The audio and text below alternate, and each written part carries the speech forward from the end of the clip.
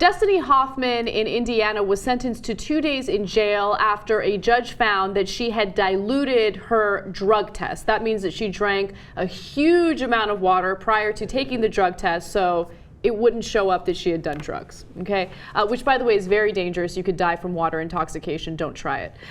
Anyway, so she got sentenced to 2 days in jail, and the judge said that he would give an order for her release. However, he failed to do so, and as a result, instead of spending 2 days in Clark County Jail, she spent 5 months in Clark County Jail.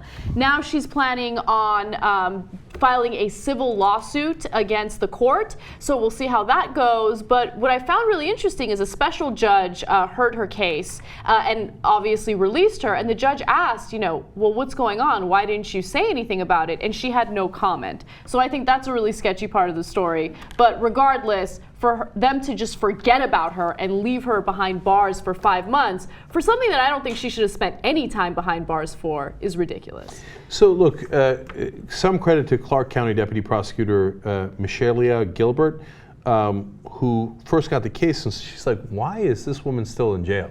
And so that helped to get her out. And look, poor people not receiving the same justice as rich people has been around forever. Like, OJ could afford that huge legal team. And the story there, some people made it racial, and I understand why, right?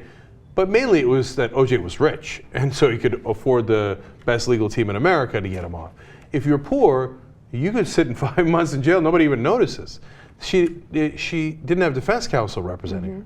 So now look, the lesson to get out of this is, every once in a while you'll hear people say like, we're wasting all this money defending criminals and stuff. But sometimes they're not criminals. I mean, that's why you need public defenders, because not everybody's rich enough to afford a lawyer.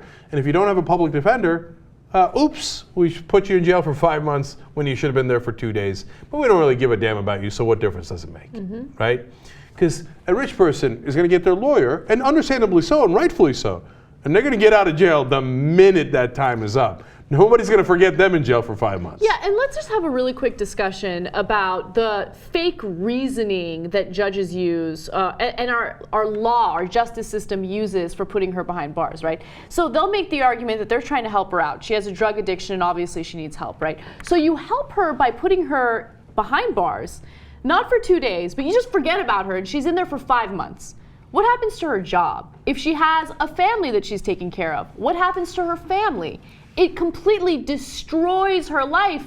I mean, how is that helping her in any way, shape, or form? If you want to have a conversation about rehabilitating people that are addicted to drugs, I'm all for it. They need treatment, not to be thrown behind bars. And so that I'm crystal clear, the answer isn't to take away the lawyers from rich people.